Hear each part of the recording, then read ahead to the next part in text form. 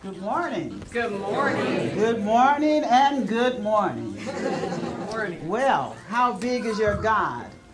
That's going to be a question that we're going to answer in a very unorthodox way today. And my talk is going to be about what's in your baggage. How many of you seen the commercial, What's in Your Wallet? Yeah.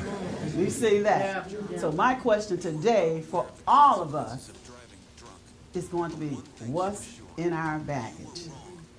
I want to thank the musicians for prepping, because last night I was listening to Michael Gott sing Amazing. You would do amazing things. And Linda did not do her job. I thought Linda was going to call me. And I was going to say, Amazing by Michael Gott. But apparently, telepathically, somebody got the message. So I want to come to you today with hopefully some words of encouragement and some exhortation that you will greet the new year with joy, expectation, and childlike enthusiasm. I didn't say childish, but childlike enthusiasm. And when I say childlike enthusiasm, to me that represents the possibility that anything can happen. Remember how we looked at our parents sometime as if they could conquer the world? For a child, your parents could do anything. How great, how big is your God? Anything can happen in this upcoming new year. Many of you will start the new year with resolutions. I'm going to do this.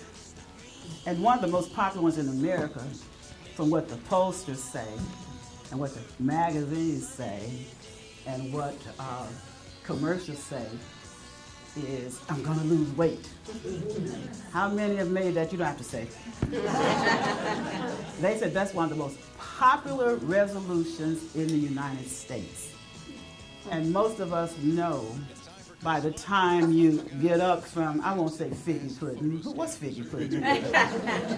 By the time we get up from the Russian tea cakes and the cakes and the pies and all those decadent things that we've had throughout the holiday season, and it's still upon us, because as I said, we're not in the new year, but we're at the cusp of the new year. So we can still indulge in those things until we get there and make the resolutions to not drink your Coke, and I'm not going to have cheesecake, and I'm not going to have figgy pudding. I don't know why I'm stuck on figgy pudding. But we make those resolutions, and it's been proven that by the end of January, most people have abandoned their resolutions. But I'm here to invite you to have a prayer for change. To have prayers, instead of resolutions, say, I'm going to have a prayer to change something in my life. Because when we have a prayer, we invite the divine. We invite God to be the person that's leading us and guiding us to achieve whatever that desire is.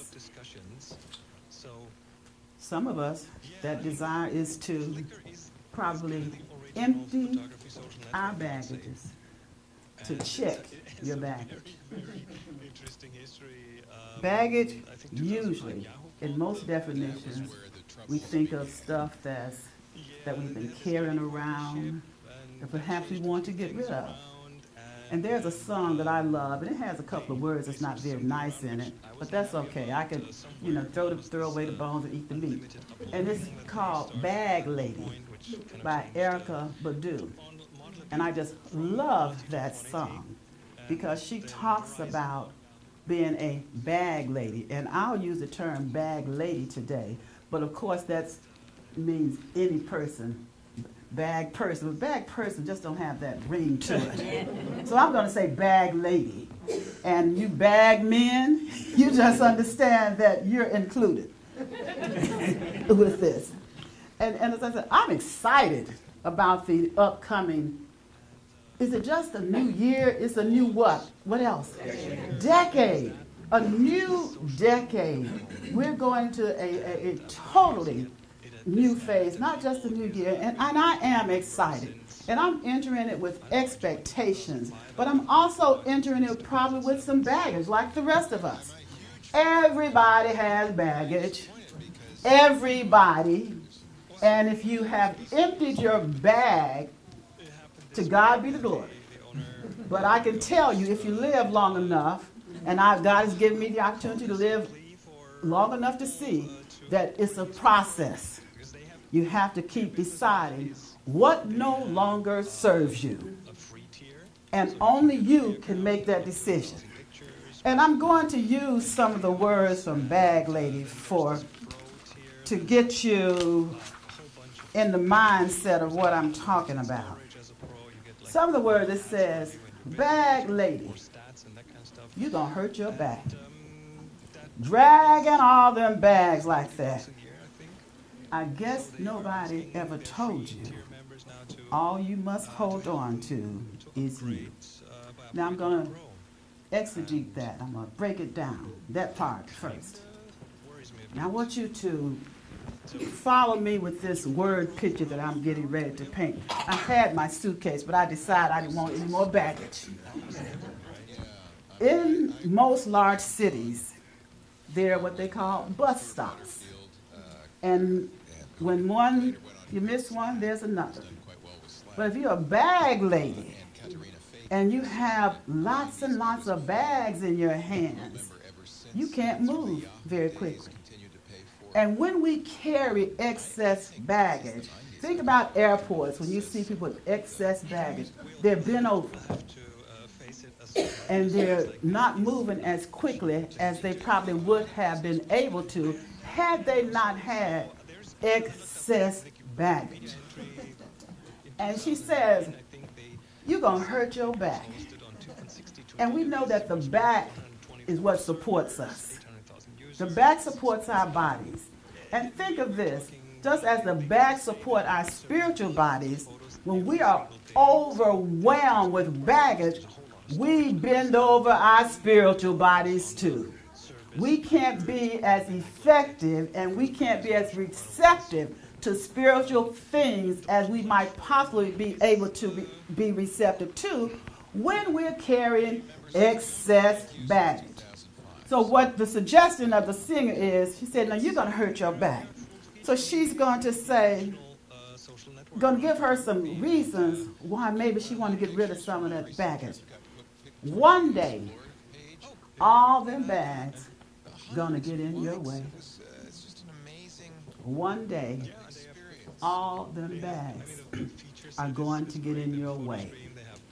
And for me, I looked at that as saying, when we carry excess baggage, maybe baggages of unforgiveness, all of us have been wounded at some point or another, from the playground to the boardroom. We've all been injured. A little kid may have been called poopy head or fat soul. You know, all the ugly names that children call one another, and they get a pass from me because sometimes they don't know any better. And the behaviors have not been modeled where they would be empathetic to the other children on the playground. And that's where the baggage starts, down there. You put that baggage for them in their backpack, and they carry it. Then they get to junior high, and they don't fit in, or they don't dress appropriately, according to what the kids might say. And somebody says something else. There's something else in your baggage. And if no one has taught you how to take stuff out of your baggage and throw it away, it's going to accumulate. Then you make that transition into those teenage years. Oh, it can get ugly. I taught high school. They can be vicious. Oh, yes, they can. And some of us today may still be bearing wounds from high school. some of the ugly things that may have been said to us, or some of the things that could not have been said to us. Boom, in your backpack, bending over a little bit more. It may not be a physical bend, but the spirit begin to get broken. And as we progress through life, all of us get different things that affect us. Your backpack is full. Now you have 2 bags in your hand. And now that's getting full. And that's getting full. The back is bending. The physical, the emotional, and the spiritual. But I'm here to tell you, it doesn't have to be that way.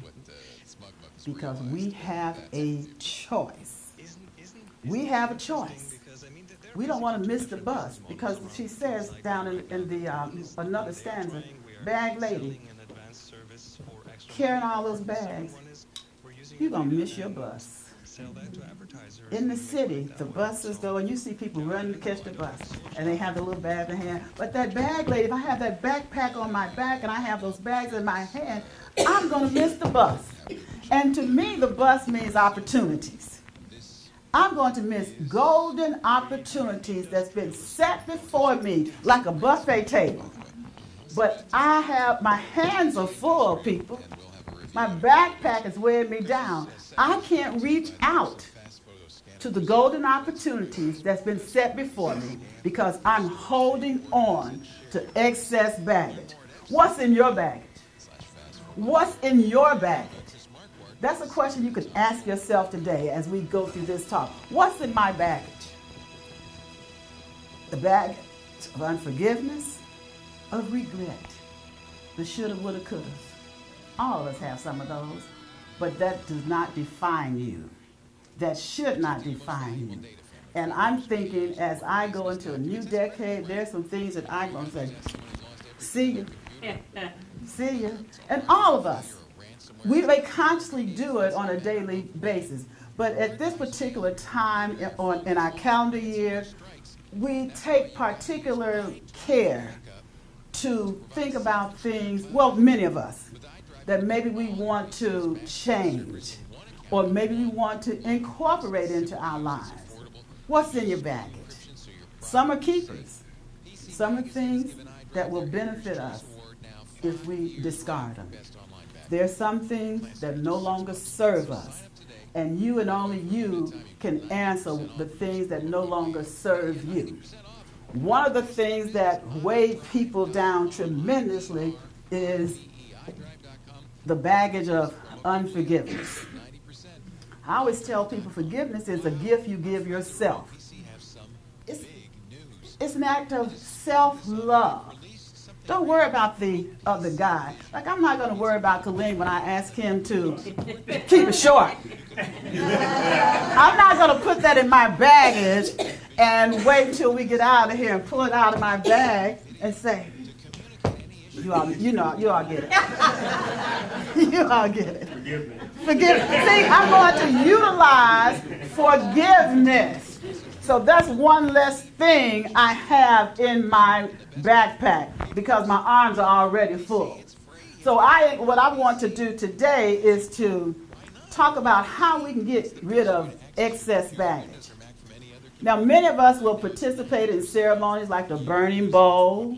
We will write down our grievances or our challenges.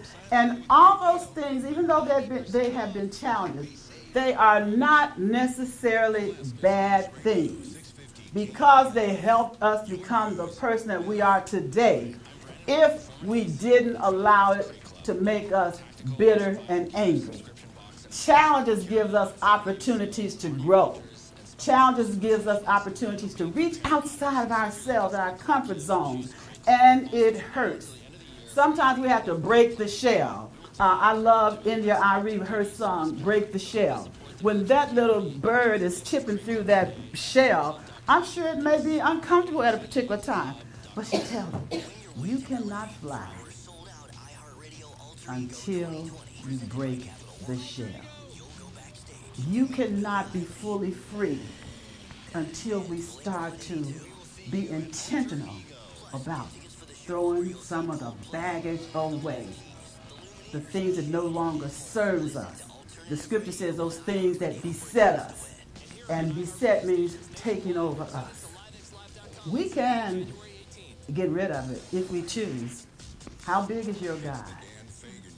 Is your God big enough to help you determine when, where, how am I going to release baggage that's been weighing me down so I can go into this new decade like a bird ready to fly and with expectancy, with arms wide open, hearts wide open. Also with our baggage, things have been done to us. We can think about, this has been a burden to me, and I'm not going to do it to anyone else. If you've been, I don't want to say abused, but mistreated by verbally, mentally, just by life, you might look at some things and say, well, you know what? I know how it feels to carry the baggage from junior high to adulthood because kids were ugly to me. So I'm going to teach my children not to be that person that will give other children, I'm going to call them rocks to put in their backpack that might stay there for years and years. So you want to avoid that. And that's one thing challenges can teach us is not as well as what to do, but what not to do. Baggage can also be good things. Some of us have things in our lives that were so good that we want to stay there. And we were afraid to reach out for something even, now I'm going to say what the little children say sometimes, even gooder. Because this is good enough. And I know I'm not the only one that ever done that. We get to a place and we say, well, this is good. Why am I asking for anything else? I'll use myself as an example. I had a wonderful job that I was there for 12 years. And back to how great is your God? Is that right? Great, good, great. How big is your God? It's all the same thing to me. There was a time in my life that I had to totally depend on God, and I was taught to totally depend on God. There was a time when I was very, very ill, and I just didn't want to do this living thing anymore. It was too hard. And I had a disease, and each time you go to the doctor, if you've ever had a situation, you have to repeat the same story over and over and over. Then you go to this specialist. You have to repeat the same story over and over and over. Then you go to his associate. You repeat the same story over and over and over. And for me, the story became me. It wasn't my intention, but after rehearsing that story over and over and over, telling the story made me sick. It wasn't a disease anymore, it was telling a story. And I became one with my story. I'm just going to tell you the truth. I became one with my story, and I'll never forget, and I think it was impeding my healing because I was repeating it over and over and over again. And I never will forget, I was taking a walk one day, and as surely as I see Bob pointing that camera at me, the Holy Spirit spoke to me and said, don't worship at the altar of your troubles. Don't worship at the altar of your troubles. And my particular disease, it was troubling. And I did a baggage purge.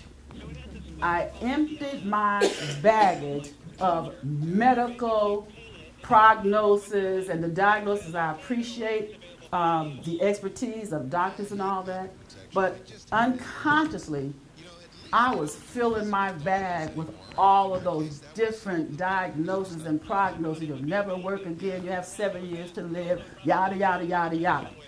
I've been working again for 20 years. I chose I chose to honor them, but I chose to start unpacking that bag that they had packed for me. They packed it for me. And again, I honor physicians and I love the things that medicine can do. But I decided that my God was greater in every prognosis and every diagnosis and every thing that they had said that I could not do. And again, for 20 years, I've been working after that. And I'm saying that to say this.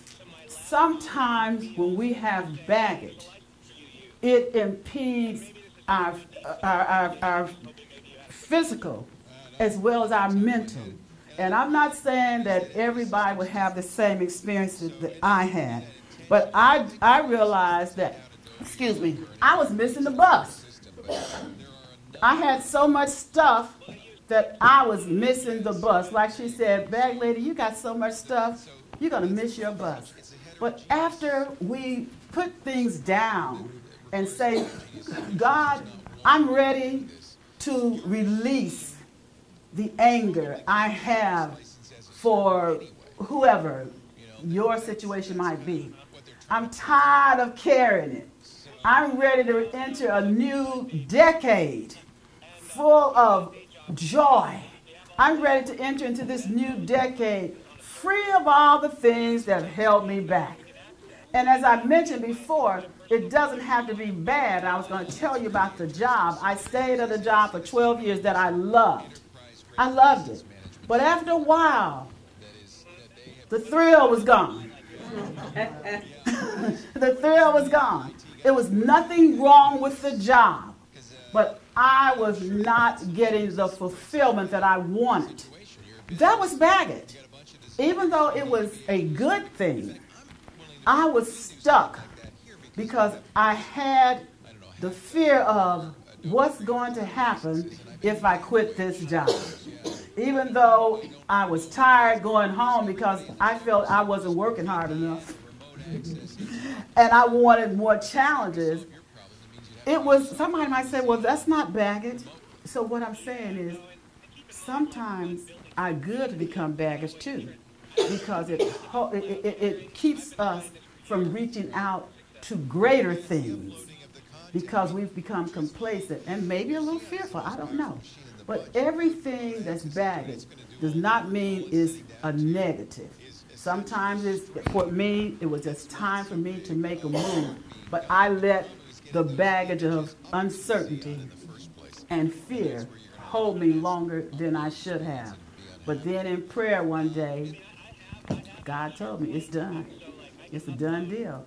Now either you're going to resign or maybe I'll give you a little help. I don't know what form that might have been, but I did, and I've been able to do things on my own that's been, to me, prosperous and fulfilling. So what I want to encourage you today is, as you go into the new year, realize these things. And I'm going to give you a couple of sayings that I've collected.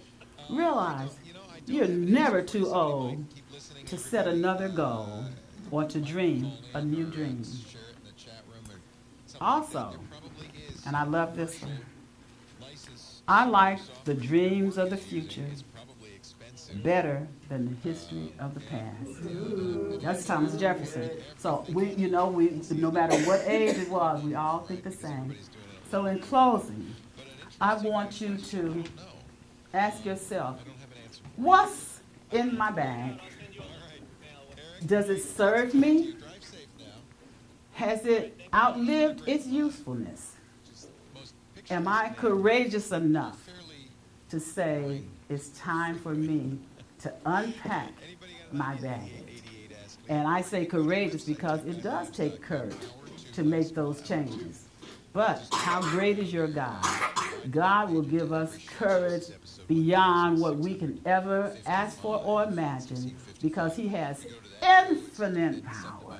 And we are made in God's image. If he has infinite power, that means we have the infinite capacity to grow. So I invite you to look forward.